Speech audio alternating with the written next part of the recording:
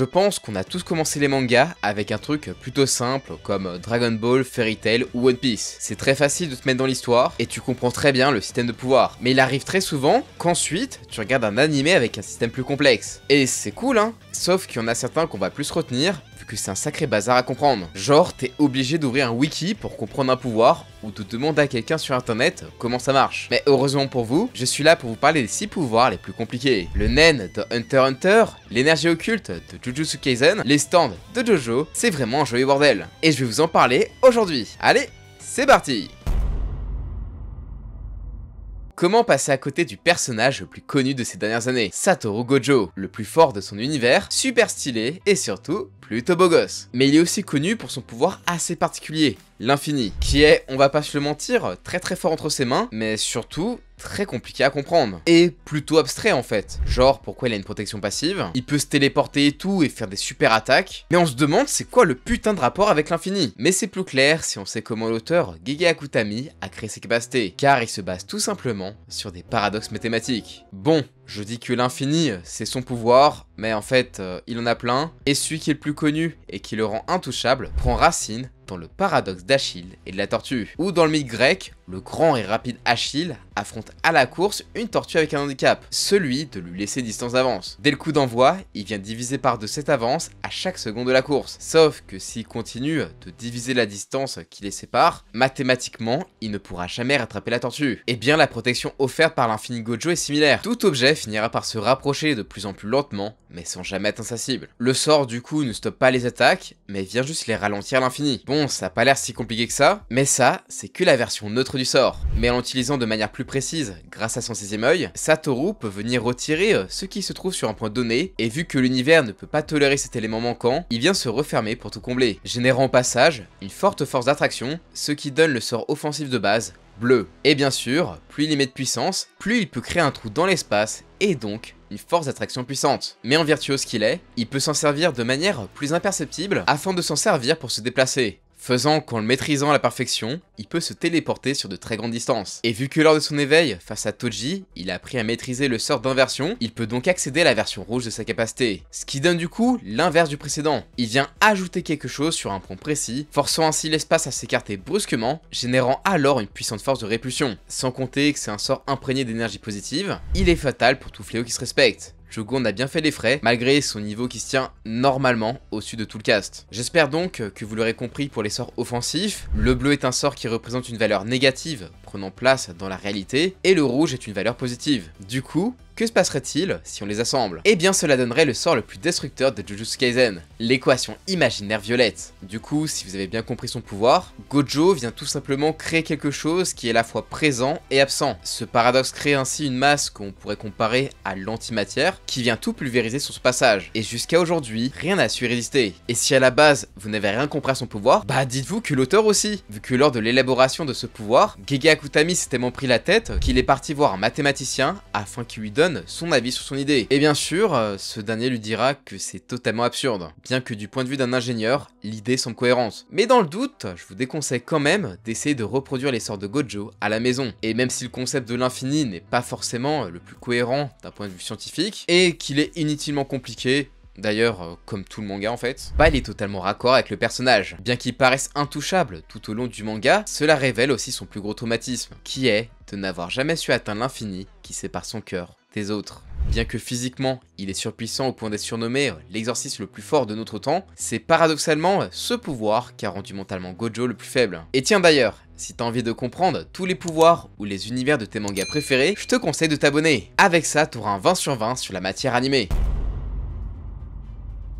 Ok, on a parlé d'un pouvoir plutôt récent, mais pourquoi pas se mettre un pouvoir plus ancien, et surtout qui a régi tout un arc. Et je dis pouvoir, mais je vais plus vous parler du règlement qui a juste aucun sens dans l'arc du royaume des duellistes de Yu-Gi-Oh! Et je préviens, si vous êtes un joueur du jeu de cartes, vous allez juste vous arracher les cheveux. Mais pour les néophytes, à la base des bases, Normalement, le jeu de cartes se joue avec des règles très claires. On commence avec 5 cartes. Lors de notre tour, on en pioche une. Il y a différents types de cartes, comme des monstres que l'on peut invoquer dans leur zone dédiée. Eux, ils servent soit à détruire les autres monstres adverses, ou simplement s'en prendre au point de vie du joueur. Et vous avez le droit à des cartes magiques pour vous aider à faciliter vos stratégies, et des pièges pour contrer celles d'en face. Simple et clair, et ce qui fait sa complexité, c'est l'infinité de possibilités que lui offrent les effets de certains monstres et des cartes magie et pièges. Ok.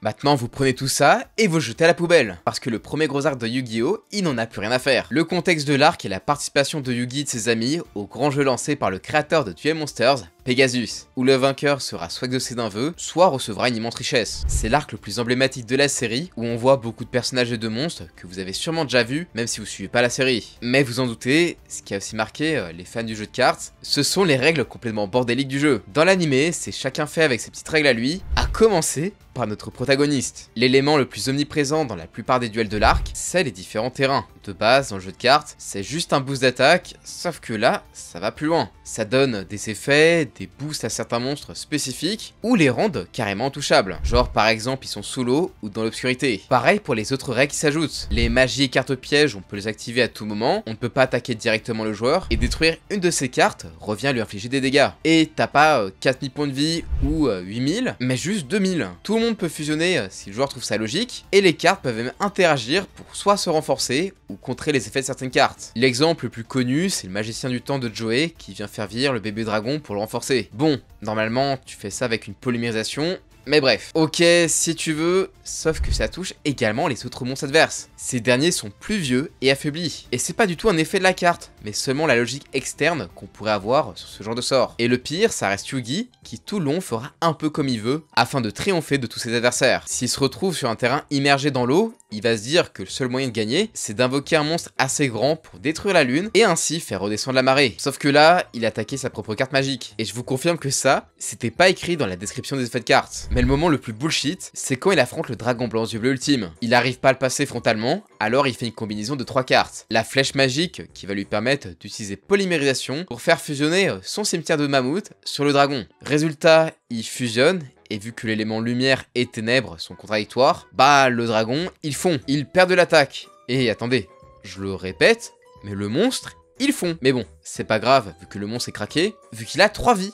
Genre, il faut le fumer 3 fois, et ça, c'est pas écrit sur la carte. Une chose est sûre, ça n'a aucun sens quand on connaît bien les règles du jeu, mais au moins, on peut pas dire qu'on se fait pas surprendre à chaque duel. Et en vrai, on peut très facilement comprendre pourquoi c'est comme ça. À la sortie en manga, le jeu de cartes n'était pas aussi développé qu'aujourd'hui. Oui, parce que je vous le rappelle au cas où, mais Yu-Gi-Oh à la base, c'est pas des cartes, c'est juste un manga. Les effets du jeu de cartes, bah ils adaptent les effets du manga. Du coup, à cette époque, l'auteur développe son jeu petit à petit. Donc les batailles ne doivent pas être vues comme ce qu'on a l'habitude de voir en tournoi, surtout qu'en animé, ça rendrait pas le combat très intéressant. Il faut des retournements de situation, des twists faciles à comprendre, et il faut que le héros trouve un moyen de résoudre la situation. Donc il faut voir le jeu de cartes du manga et de l'animé comme une sorte de succession de parties de jeux de plateau à la Donjons et Dragons. Et quand tu vois les choses comme ça, bah tout te paraît un peu plus clair. Si c'est logique et que tu peux le justifier, bah en vrai ça passe. Et du coup, on comprend pourquoi Yugi gagne tout le temps, car avant d'être le maître des duels, c'est quand même le roi des jeux. Et je pense que même au Monopoly, il serait capable de dire qu'il a le droit de braquer la banque.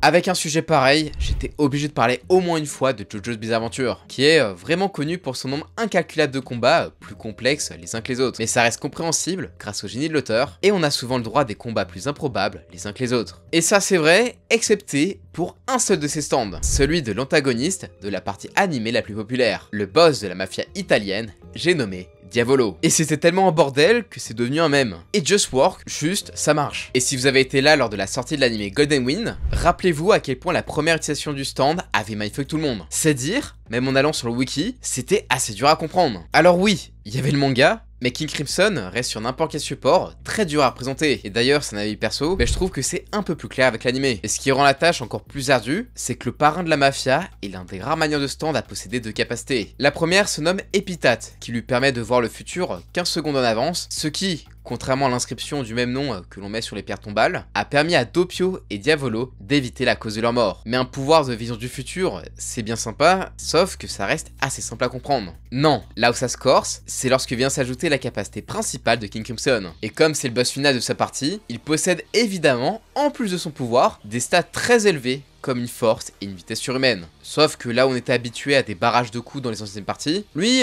c'est pas la même chose. En un seul coup, il oblitère sa cible. Et une chose que je vous ai pas dit, c'est qu'Epitaph possède un inconvénient. Le pouvoir ne fait que montrer le futur, mais ne permet pas à son porteur de le changer par ses propres actions. Le seul moyen qu'a trouvé le stand pour surpasser son propre futur est à l'image de sa force brute naturelle, car il vient tout simplement le faire disparaître. Lors de l'activation de King Crimson, Diavolo peut effacer jusqu'à 15 secondes dans le futur. À ses yeux, il en conservera les souvenirs, mais toutes les actions entreprises à son encontre se voient nullifiées. Alors que de notre point de vue, c'est comme si tout le monde avait fait un bond dans le temps. Voyez ça plus comme une table de montage ou sur votre piste vidéo, vous supprimez 15 secondes en plein milieu. Le résultat final sera la vision que l'on a lorsque l'on subit la coupure temporelle du terrible King Crimson. Bon, là, avec cet exemple, je pense que c'est assez simple à imager. Mais en manga, c'était pas hyper clair. Et c'est encore pire avec sa première apparition qui avait juste mindfuck tout le monde. Genre, même avec ça, j'arrive pas à expliquer pourquoi Bucciarati se tape lui-même. Ce stand est aussi symptomatique de l'évolution et de la complexification des stands. Ils sont tous de plus en plus compliqués et en vrai, c'est très bien comme ça. Je trouve que c'est ce qui rajoute le sel du manga. Et concernant la complexité de King Crimson, je dirais même que c'est en partie voulu par l'auteur. Il voulait nous mindfuck et petit à petit, on découvre vraiment son pouvoir, et c'est un peu ce qui s'est passé avec D4C et Wonder of You.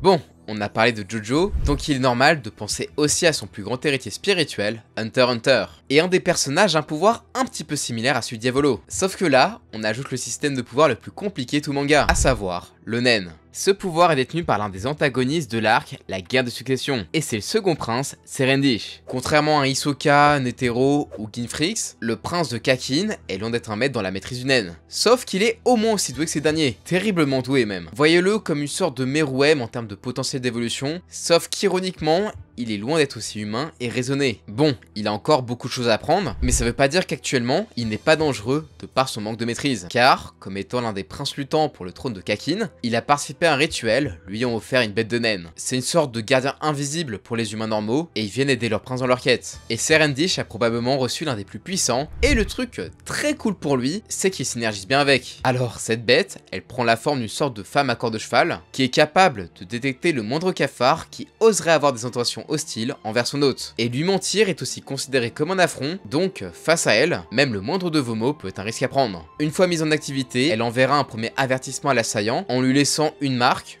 puis en cas de besoin, un second où elle prend la parole. Ce qui grave un second et dernier stigmate qui sert de signe où la prochaine fois que la personne marquée trahit le prince, subira un châtiment pire que la mort. Et d'ailleurs, en voyant ce pouvoir, on peut se demander, pourquoi ne pas le tuer dès la première tentative? Genre, c'est une trahison quand même. Eh bien, c'est tout simplement parce que la bête est là pour soutenir le prince dans la guerre de succession. Donc, avec ce pouvoir, les personnes marquées se verront obligées de lui obéir et rester fidèles, quoi qu'il arrive. Ce qui fait, entre nous, un pouvoir tout aussi sadique que son propriétaire, qui lui semble encore réserver bien des surprises, à travers de son potentiel encore caché, symbolisé par une seconde bête de naine, qui, elle, n'a pas encore révélé ses pouvoirs. Sauf que le prince n'a actuellement aucune idée de ses capacités. Dans le manga, il y a toute une intrigue où l'une de ses gardes va tout faire pour le tuer avant qu'il n'en prenne le contrôle. Elle lui enseigne donc les bases du Nen afin qu'il puisse utiliser le Zetsu, et donc annuler sans le savoir la bête de Nen. Comme ça, il a plus de protection et elle peut le tuer. Sauf que malheureusement, ça s'est pas du tout passé comme prévu. Car, comme beaucoup d'antagonistes de Hunter x Hunter, le prince se voit attribuer un naine de la spécialisation. Et le sien se nomme Futur Parallèle. Il l'active en fermant les yeux tout en utilisant le Zetsu. Quand il est dans cet état, il peut voir dans le futur, précisément 10 secondes en avance, et tant qu'il les garde fermés, il peut continuer de visionner indéfiniment le futur, vu qu'en même temps, le présent lui aussi se mettra à avancer. Ce qui en fait une version un peu plus poussée que l'Épitaphe de Diavolo, où lui ne peut pas avoir une vision très précise et continue. Sachant qu'après l'avoir vu, Serendish peut faire en sorte de modifier cet avenir, et surtout le partager auprès des personnes autour de lui après ces fameuses 10 secondes. Donc cela sert aussi d'outil de confusion, car les personnes voyant l'autre futur possible se feront surprendre par celui que le prince aura choisi de prendre. Et le truc qui rend le tout très compliqué, c'est que la confusion, elle nous touche aussi en tant que lecteur. Vu que nous aussi, on voit la scène se dérouler comme celle-là, où le prince se fait tuer tout en étant derrière sa meurtrière, et que 2 chapitres après, on revoit la même scène, où l'on voit le prince se déplacer dans un futur alternatif. Et je vous ajoute pas que c'est très compliqué à comprendre, sachant que l'auteur Togashi dessine seulement les scènes comme il peut. Ça rend le tout très brouillon, et il fera seulement un schéma un peu plus tard. Donc c'est pas étonnant qu'on soit un petit peu perdu. D'ailleurs, dites-le en commentaire si vous avez compris ce que je dis. Mais en gros, c'est un peu la scène du combat Sasuke versus Itachi, où à un moment ils font un peu de taijutsu, sauf qu'en fait ça, c'était une illusion. Donc en soi, Serendish, il peut soit montrer le futur, soit montrer un futur parallèle qu'il a lui-même créé. Bon, j'espère qu'avec ça, c'est simple. On en a souvent parlé sur la chaîne, mais je suis obligé de revenir sur les capacités de Bakenma. Et oui, le fils de la créature la plus forte du monde est passé par énormément de phases d'entraînement, lui permettant de dépasser ses limites et acquérir de nouvelles armes afin de vaincre son père. Affrontement face à des adversaires qui dépassent le commun des mortels, création d'armations en tout genre, et même coups qui dépassent le mur du son, tout ça provient de la même chose, qu'il a su dompter mieux que Yujiro lui-même, son imagination. Au début, tout est parti de ses entraînements au shadowboxing, une pratique bien réelle de beaucoup de combattants de haut niveau qui consiste à imaginer un adversaire face à soi et du coup on anticipe ses mouvements afin d'optimiser ses réactions en situation de véritable combat. Et Baki lui, il s'est dit que quitte à s'imaginer un adversaire face à lui, autant en créer des bien plus puissants que ce qui existe afin de progresser encore plus. Donc c'est comme ça qu'il peut affronter des mantes religieuses de 2 mètres de haut, des dinosaures ou même son propre père. Dites-vous qu'il imagine si bien les capacités de son adversaire que son corps est persuadé de recevoir de véritables coups de la part de son partenaire de combat imaginaire. Donc en gros, Baki, avec ça, a débloqué la capacité à manipuler son propre cerveau au point que s'il est réellement persuadé de quelque chose, ça finit par se répercuter sur son corps. Genre par exemple, il peut avoir l'impression d'avoir mangé un plat ou à carrément modifier sa composition physique. Mais la fois où ça a été quand même le plus chelou, c'est quand il souhaite imiter le fait qu'un cafard peut se déplacer au maximum de sa vitesse instantanément grâce à leur corps sur le moindre os. Et donc, pour user de cette technique que l'on nomme désormais le tâche du cafard, Baki se persuade que son corps est complètement liquide afin de pas être limité par ses propres articulations et ainsi décupler la vitesse de ses coups. Sauf que dans l'univers de Baki, il n'y a pas de super pouvoir, même si le fils de l'ogre en est persuadé et que ça semble fonctionner, bah son corps est bel et bien fait de chair et d'eau comme un humain. Donc par quel miracle il s'est pas encore fait broyer tout le corps à force de faire ça? Eh bien en vrai, faut prendre ça comme ce que font les orques dans Warhammer. S'ils sont persuadés que repeindre un véhicule en rouge, ça les rend plus rapides ou que ça pourrait permettre de se déplacer sans le moindre carburant, bah ça fonctionnerait. Ce qui rend le tout trop compliqué et incompréhensible, bah en fait c'est toi. Si t'es comme moi au début, genre moi je prenais Baki ultra au sérieux, genre j'étais en mode c'est les arts martiaux, bah tu dis juste que c'est pas possible. Mais si tu acceptes que c'est un manga qui se veut plutôt absurde, bah ça rend le tout plutôt normal en fait. C'est juste le manga qui se veut comme ça. Faut juste que t'acceptes l'œuvre comme elle est en fait.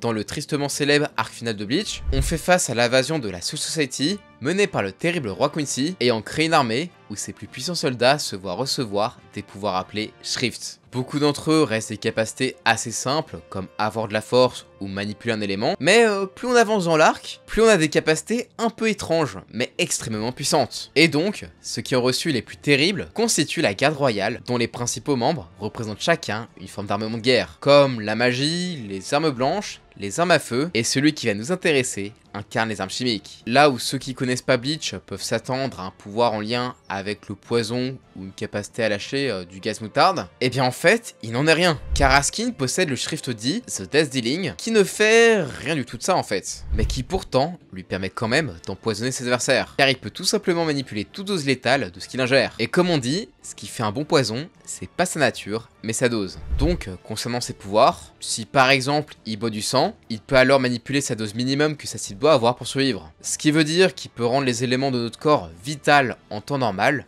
mortels en quelques instants. Alors c'est très chouette, c'est une façon hyper originale de pas faire un simple pouvoir élémentaire, mais là où ça se complique par la suite, c'est lorsqu'il se retrouve à affronter le casting principal, car on comprend qu'avec ça, il peut aussi s'immuniser à toute substance qu'il souhaite en augmentant ses propres doses létales. Et il va pas se contenter d'améliorer sa tolérance au saignement ou à la quantité d'oxygène qu'il doit respirer, mais carrément s'immuniser de son adversaire. Il lui suffit donc d'encaisser une attaque ayant assez de ton énergie pour qu'il l'ingère et que plus rien de ta part ne fonctionne. C'est avec cet ajout que ce personnage devient un vrai problème. Son pouvoir lui permet de se défendre de tout et d'attaquer de manière presque imparable, ce qui lui laisse tranquillement le temps d'abattre tout le monde un par un. Par exemple, Yoruichi et son frère enverront leur meilleur Shunko, qui est la technique au corps à corps la plus puissante du manga sur lui, et il va à peine broncher au début, mais au fur et à mesure qu'il s'immunise, ça va même carrément commencer à soigner. Donc non, il est vraiment increvable. C'est si abusé que même notre protagoniste Ichigo, qui revenait à peine de son dernier affrontement, il n'a même pas pu montrer sa nouvelle puissance, et il s'est fait off-screen. On peut se dire que c'est ok, Asuka n'est pas un personnage qu'il faut vaincre par la force brute, vu que son pouvoir de manipulation de doses létales, il l'utilise sans vraiment qu'on en voit beaucoup. Donc faut faire intervenir le personnage le plus intelligent du manga pour qu'il puisse élucider les limites de ses capacités, et ainsi nous permettre à nous, spectateurs, de comprendre. Sauf que non, ça s'est pas passé comme ça. Urara Kisuke, personnage que l'on présente comme l'homme qui a tous les plans les plus élaborés dans sa tête, échoue dans toutes ses tentatives. Parce qu'à chaque fois, Asuka semble avoir une nouvelle application à son pouvoir, et du coup, opte pour la solution de base, il le one-shot par derrière. Oui, tout ça pour ça. Et c'est avec son dernier adversaire qu'on voit tout le problème. Alors, dans l'histoire, on dirait que l'auteur veut le rendre comme quasiment immortel, mais pour que ça fonctionne, il est obligé de nous ajouter une nouvelle règle afin que la bataille dure plus longtemps tout en restant cohérent. Ce qui fait qu'au début, on pensait pouvoir comprendre son pouvoir, mais plus on avance, moins ça semble être clair. Et donc, quand tu le vois tenir aussi longtemps avec ses pouvoirs pour que finalement il meure de manière si nulle et si simple, bah t'as l'impression d'avoir loupé quelque chose. Il y a fort à parier que le pouvoir d'Asuka devait avoir une description bien plus claire de ses conditions au début par rapport à ce qui est montré dans le manga, expliquant aussi pourquoi au début il était obligé de fuir ses adversaires, mais faute de temps sûrement, Tite Kubo a dû peut-être les skipper et faire comme si tout le monde avait compris. La preuve aujourd'hui encore, il explique sur son fan club certains pouvoirs des soldats du roi des Quincy. Et c'est ce genre de pouvoir qui illustre une des raisons de la fin un petit peu bordélique de Bleach. Là où en temps normal, les pouvoirs que l'on voyait étaient simples et efficaces, l'auteur a voulu faire des capacités de plus en plus complexes pour son arc final. Sauf qu'il a dû en abréger pas mal pour faire avancer l'histoire. Et le pire, c'est que même le boss ultime, genre le boss final des boss finales, bah il est touché par ça. Donnant ainsi cette fin du manga qui est bien trop incompréhensible. Mais bref, en vrai, c'est très difficile de faire une vidéo sur les pouvoirs les plus compliqués des mangas et animés. Faut expliquer pourquoi le pouvoir il est compliqué à la base, faut pas trop l'expliquer trop rapidement, et faut que ça soit clair. En tout cas, j'espère que vous avez compris mes explications, sinon bah ça me ferait un peu chier quand même. Et vous, quels sont les pouvoirs où vous avez rien compris? Je vous laisse me le dire en commentaire, et on verra tout ça pour un épisode 2. Allez, abonnez-vous, je vous dis à la prochaine, ciao!